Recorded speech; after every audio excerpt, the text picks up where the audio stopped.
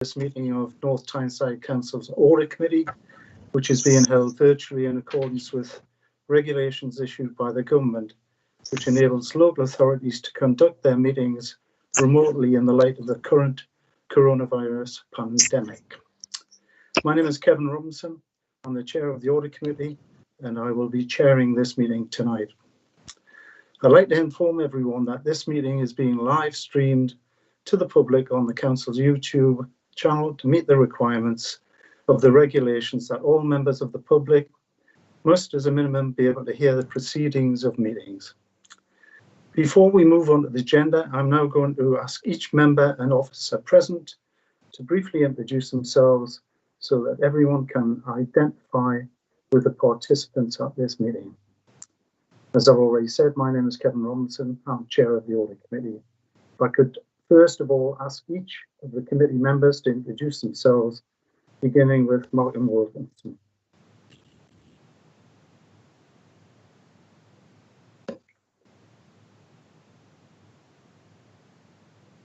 So could you unmute Malcolm and speak?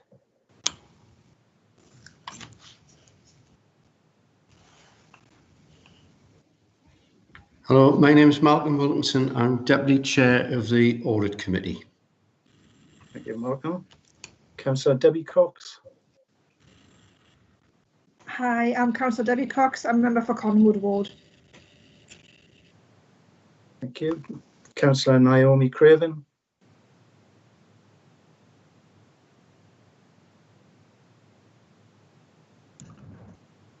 Doesn't look like she's in the meeting, Chair.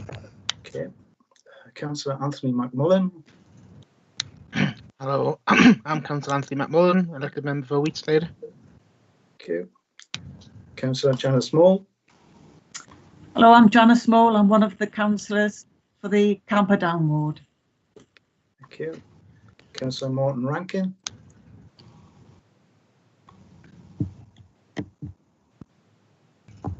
Hi, Chair. Yes, thank you very much indeed. Martin Rankin from Collingwood Ward. Thank you. Councillor Paul Richardson.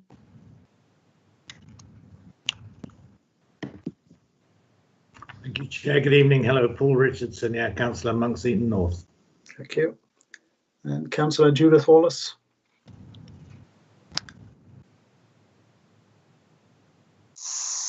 Good evening, Chairman. Judith Wallace, Councillor for St Mary's Ward. Okay, that's great. Thank you. Can I now ask the officers in attendance to introduce themselves, beginning with Paul Hanson. Good evening, Chair and everyone. My name is Paul Hanson. I'm Chief Executive of North Tyneside Council. Thank you. Janice Gillespie.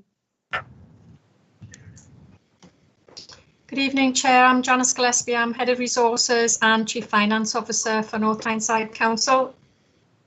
Thank you. Claire Emerson. Chair, Claire's not in attendance tonight. Okay, that's great. Kevin MacDonald. Yes, thank you, Chair. Yes, good evening. My name is Kevin MacDonald. I'm the Acting Chief Internal Auditor from the Internal Audit and Risk Management Service. Thank you. Mark Oldham. Sorry, Chair, Mark isn't in attendance this evening. Okay. Vicky Soulsby. Good evening, Chair. Thank you. I'm Vicky Soulsby. I'm Senior Risk Advisor for North Tyneside Council. Thank you. Barbara Mackey. Hello. My name's Barbara Mackay, actually. Mackay, and that's fine. And I'm Group Assurance Manager, and that's part of the Shared Internal Audit and Risk Management Service with Northumberland County Council. Thank you, Barbara, and I apologise. I think I get it wrong every time, so I'll try and get it right in the future, honestly. Thank you. Tony Candlish. Evening, Chair. I'm Tony Candlish, Senior Auditor with the Internal Audit and Risk Management Shared Service. Thank you. Stephen Reid. Good evening, Chair. Stephen Reid, External Auditor. Thank you. And Claire Mellons. Yep. Good evening, Chair. So I'm Claire Mellons, a Senior Manager at EY, and I'll be taking over as the External Audit Manager for the Council for this year. Thank you. Can I ask, is there anyone else present who I have missed? I think just me, Chair, Dave Parkin, the clerk for the meeting. Thank you, Dave. Okay, for today's meeting, we must first of all deal with some formalities, i.e. apologies for absence, declarations of interest and confirmation of minutes. The agenda papers contain 7 reports requiring decisions at this meeting. The committee will be asked to pass the exclusion resolution to be able to consider agenda items 10 and 11 in private session, and the live stream will be switched off at that point. I will take each of the reports in turn in the order they appear on the agenda, which has been published on the Council's website. For each of the reports, I will ask the relevant officer to introduce the item. I will then ask members if they have any questions, and will then also ask if members wish to make a comment on the report. I will then ask members if they wish to approve the recommendations contained in the report. In terms of etiquette for the meeting, can I propose the following? Only one speaker at a time who should state their name before speaking. Only speak when invited to do so by myself. Everyone should mute their microphone and turn off their video unless they are speaking. If referring to any specific point in a report, please specify the page number. And please don't shuffle papers around when microphones are switched on, as this may interfere with sound. If the screen freezes while someone is speaking, I'll attempt to wait a little while to give the member officer the opportunity to repeat what they are saying. Okay, if we could now move on to the agenda and start with apologies for absence. Do we have any, Dave? I haven't received any, Chair. Okay, thank you. Item 2 on the agenda is declarations of interest. Does any member wish to declare an interest in any items of business on the agenda?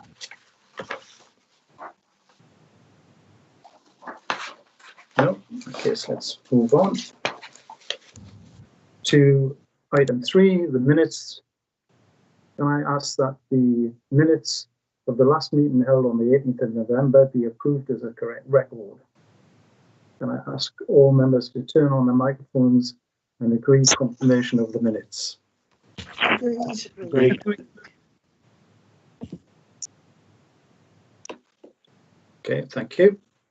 Moving on to item 4, could I ask, which is the annual audit letter, can I ask Stephen Reid to introduce this item? Stephen. Thank you, Chair. The annual audit letter is a report that we're required to issue at the conclusion of each year's audit. There is no new information in here. The main substance of the content of this report was presented in the audit results report and considered by the committee at the time of considering and approving the financial statement. So I don't intend to go into this in any detail, Chair, given it's the information and the content has already been considered by members. Very happy to take any questions. Okay, thank you, Stephen. Does any member have a question?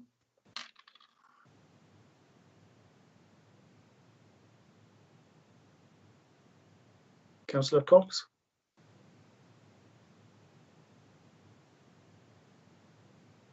I haven't put my hand up, Chair. I think right. it was Councillor McMullen. Okay. All right. I've managed to transpose my hand somehow. As page 22, I was just the sentences as part of the assurance provided by the audit of the Tyne and Wear Pension Fund. Can you just remind us who that is? Yeah, EY are the auditors of the pension fund, okay. Not myself. Okay, so it's a different team within EY. Correct, that's correct. Okay. Right, okay, just the wording of that confused me a little bit. I thought it was EY, sitting on the pension fund, but I got myself confused for a second there. Okay, thank you. Any other questions?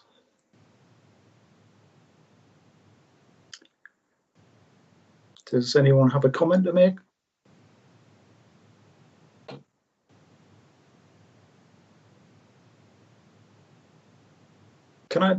Can I just ask a question then, which is for Stephen? Why is this report so late? I mean, is it to do with the coronavirus? Thank you, Chair. The real reason is due to delays as a result of the completion of the whole of government account. And that's not down to the authority. There has been some IT issues affecting all the WGA process across the UK. And until that was concluded, we couldn't conclude and issue our audit certificate, which then allows us to issue this annual audit letter. Okay, thank you. Does anyone have any further comments or questions? In that case, can I ask all members to turn on their microphones and ask if members wish to approve the recommendations contained in the report? Agreed, Chair. Agreed, Chair. Agreed. Agreed. Agreed. Okay, thank you. If we could move on to item 5 on the agenda, accounting policies to be used in the compilation of the 2021 annual statement of accounts, which is on agenda pages 33 to 68, and Janice Gillespie will take us through this item. Thank you, Chair. Yes, it's that time of year again as we head towards the production of the annual statement of accounts. So every year we are required to bring the proposed accounting policies that we're expect to use in the preparation of the accounts. So what you have attached to these to this report are those policies that we have reviewed, considered if there are any changes, and in fact the only proposed change we are making, which is set out in paragraph 1.4.3, is to include an accounting policy for following the introduction of the community infrastructure levy, which has happened during 2021 in terms of actual receipt of income. So that's the only change that we actually have to make.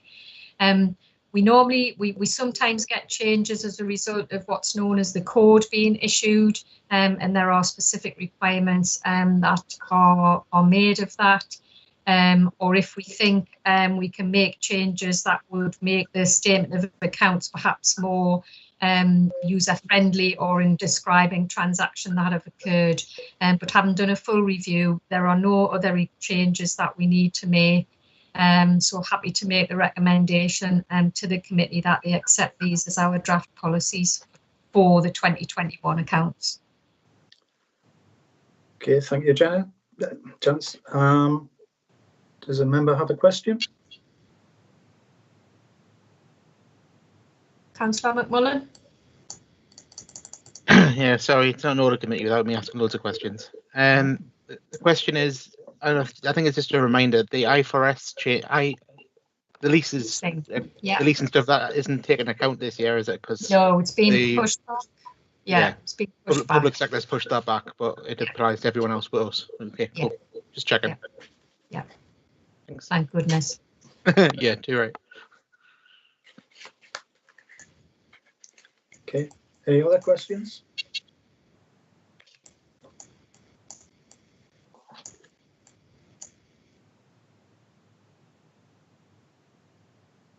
Does anyone have a comment to make?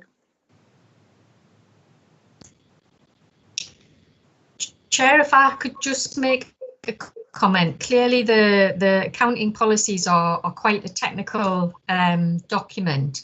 And what I would propose to do is when we actually bring the draft financial statements for members to see later in the year, what we'll aim to do is make it clear how we've applied the relevant major accounting policies alongside the statement of accounts, just to aid members in terms of when they are reviewing the statements, how they cross-reference to the accounting policies. Okay, I think that would be a good thing. Yes, excellent. Any other comments?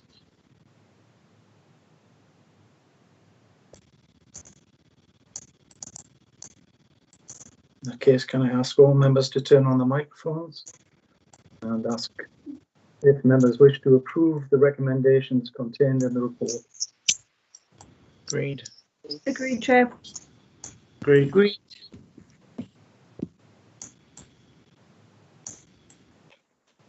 Okay. Moving on to item 6, annual statement of accounts for 2020-21. Agenda pages 69 to 72. I think we're back to Janice with this one. Yeah, thank you, Chair. Again, this is I guess an update in terms of progress in our planning and preparation for producing the statement of accounts for 2021. We have been recently advised of the change in terms of reporting dates. So now they haven't reverted back to the pre-COVID dates of May, end of May for publication and then end of July for audit. We've now been advised that I need to publish the accounts by the 1st of August with the anticipated audit completion date by the end of September. Clearly what that does for us in terms of some of the key areas of work, whilst we have a timetable that we are working to and have always aimed to get to the end of May, we did have significant concerns associated with the risks of us achieving that with the continuation of the impact of COVID and the associated, I guess, resource issues and complexity of some of the grants associated with that. So we now have longer to prepare. That said, we won't be taking until August to produce the draft accounts. We're still aiming to have them completed by the end of June. So at this stage, we've started our communication plans around the timetable and the detailed work that we're expecting to be completed by services in terms of year-end cut-off and adjustments. We've recognised that we will continue to have to produce group accounts this year, so that will continue. And we've issued guidance to our schools in terms of year-end, which unfortunately, because of where Easter falls, again, that kind of pushing that timetable a little bit does help us with that. There are already regular meetings happening as part of the close down team sessions. And I think we've started to engage directly with Claire and Ernst Young in terms of the timetable and around the year-end audit. And certainly we'll be dialoguing with Ernst Young as we produce the drafting and drafting of the accounts in case there's any areas that we think we need to talk to them in advance to ensure we're on the right track if we think there are any issues to be addressed sooner rather than later. I'm not aware of any at the moment, just to add. But in case there are, we normally have early dialogue with the auditors on those things. Okay, thank you, Janice. Does any member have a question? Is that Paul Richardson? It is, Chair. Thank you. Thanks, Janice. This may be a bit of a red herring, but it's never stopped me before. Are there any time implications in that revised timetable for the end of the process? Because I seem to remember last year we were on the verge of getting in a tangle with getting the final audit approved through this committee and then getting it to council. Yeah. Is that right? I think, I mean, Stephen may want to come in. I think in terms of us producing the draft accounts, I think the risks around that associated with COVID have been mitigated a bit because the timetable has been pushed back. I think the challenges will remain to a degree for external audit in terms of meeting the 30th of September timetable, and I'm happy to let Stephen comment on that. So the publication and bringing to yourselves the outcome of the audit by the end of September, which is captured in a later report, it will be quite tight. There is only in theory 2 months in which external audit can complete the audit, and they remain to be reliant on some external sources such as the pension valuations, etc. So it does remain a tight timetable, and will always probably be so. But I'm happy to let Stephen come in with a comment as well. Thank you. Yeah, thank you, Stephen. Thank you, Chair. Thank you, Janice. You're absolutely right, Janice and Councillor Richardson, that the The external audit timetable is not without risk, such as the risk for that management face a risk in terms of the production of the financial statements. I think we had all hoped that this year would be a year without COVID, and that we would have moved beyond that. Unfortunately, obviously, as we all know, that's not the case. At the current time, we're planning to have concluded the audit to allow the reporting in line with the timescale Janet has outlined, but there are a number of external factors that we don't have any control over, and where we do need those sources of assurance to allow us to conclude. I think it's important that the members are also aware that the statutory deadline is the only statutory deadline, and that is for the publication of the unaudited accounts. And as Janice said, the plans are well in hand to meet that deadline. But we'll continue to work with management, with best endeavours to meet the September filing or September reporting timetable as currently set out. Okay, thank you, Stephen. Councillor Wallace.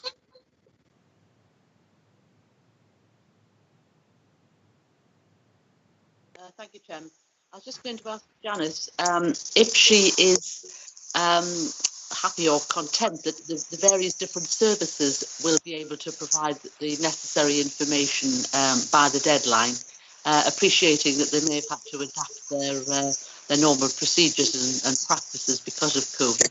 Yeah, I think Councillor Wallace, I am satisfied. I think because we've continued to work with service as you would expect throughout the year, and have continued to follow our accepted practices and governance arrangements around expenditure and income, I don't see that it would be a particular problem us arriving at the year end with the right input from services. We've already issued some guidance around year end for the different services, and the business partners will continue to support them to ensure we get the right information on a timely basis. Thank you. Thank you. Do we have any other questions from members?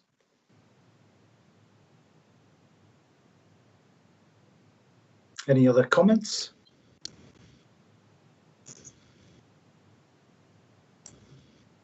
In case, could I ask all members to turn on the microphones and ask if you wish to approve the recommendations contained in the report? Agree, Chair. Agree. Thank you.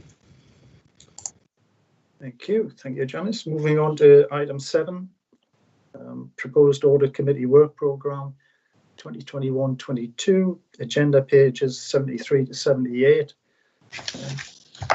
Kevin MacDonald will introduce this item. Yes, thank you, Chair. This is just a short administrative report which we bring to committee every March with the proposed work programme for the committee for the coming year for 2021-22. On page 74, we just outline the proposed work programme for next year, which we've pulled together in in liaising with both finance and colleagues in EY, just to make sure that we are timetabling the required pieces of work to the required meeting of the committee during the year. As has already been mentioned in committee regarding the changes in the accounting process and the timetable for next year, and those changes have been incorporated into the proposed work programme that we put before the committee tonight, Chair.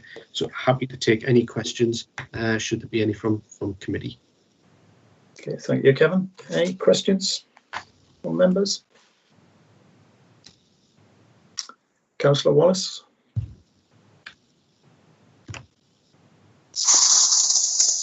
Thank you, Chairman.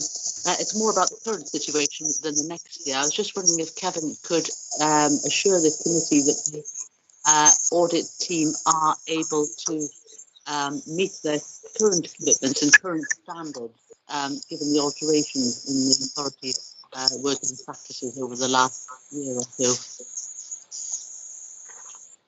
Thank you. Kevin? Yes, thank you, Chair.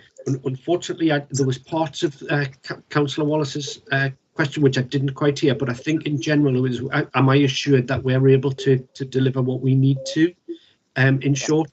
And I think that the short answer is yes. And I am under a duty to come to the committee to advise you if that is not the case. Thank you. Yeah. Thank you. Any other questions?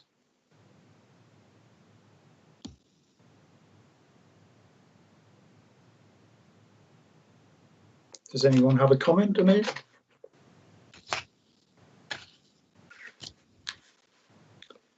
In that case, can I ask all members to turn on the microphones and ask if you wish to approve the recommendations contained in the report? Agreed, Chair. Agreed. Thank you. Moving on, item 8, review of Audit Committee effectiveness, agenda pages 79 to 90. Kevin again to take this one. Yes, thank you, Chair. As members of the committee will, I'm sure, recall, in July 2019, committee considered an initial self-assessment that we'd completed regarding the arrangements for our audit committee. Subsequently, we underwent a review with all members of the committee in conjunction with the chair to review our arrangements and invite every member of the committee to a discussion around that. The report before us this evening is an updated self-assessment table which reflects some of the changes which have happened since the last self-assessment and then the subsequent review. Primarily at the September meeting of full council, there was a change to the council's constitution, updating audit committee's terms of reference in light of the new CIPFA guidance and the review that was undertaken with all committee members. So that's all reflected in the table, which begins on page 83 of the papers. And that's just an updated version of the self-assessment table, which has previously been considered by committee. But happy to take any comments or queries or questions from the committee. Do we have any questions?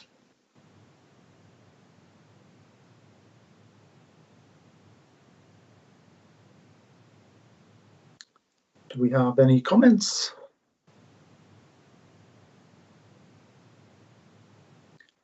Can I just ask a question maybe before you, Councillor Richardson?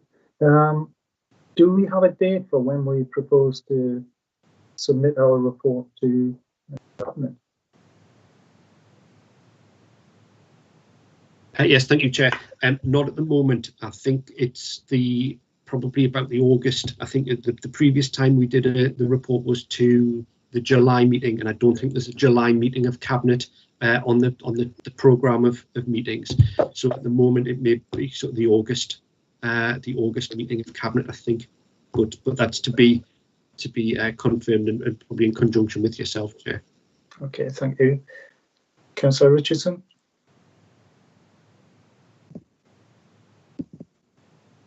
Thank you, Chair. I was just, excuse me, I was just going to say, I remember thinking at the time, and still do, that this was a really useful piece of work and a sensible way forward. And I quite understand that some of the planning and recommendations haven't been fully followed through this year, and that's perfectly understandable. But, you know, in terms of the audit committees, where it fits into the scheme of things and who gets involved, and a bit more interaction with the senior leadership team and all of those things, good things we talked about, I think is a good way forward. So I'm looking forward to that happening when other matters are slightly less pressing. Okay, thank you. Malcolm Wilkinson. Thank you, Kevin. It's more of a question. I was just fiddling about getting the hand signal there, but I was just wondering if I could just ask Stephen, please, from Ernst Young, what's his thoughts or views on the summary that's been produced of the effectiveness of, you know, the committee and who we report to and what have you. Thank you. Thanks, Malcolm. Steve? Thank you, Chair. I think it's a helpful document and a helpful summary. Those would probably be a good summary of my comments, Malcolm. Okay, thank you, Stephen. Malcolm, do you want to come back or not? No, that's fine, Kevin. Thank you. Okay, thank you. Does anyone else have a comment?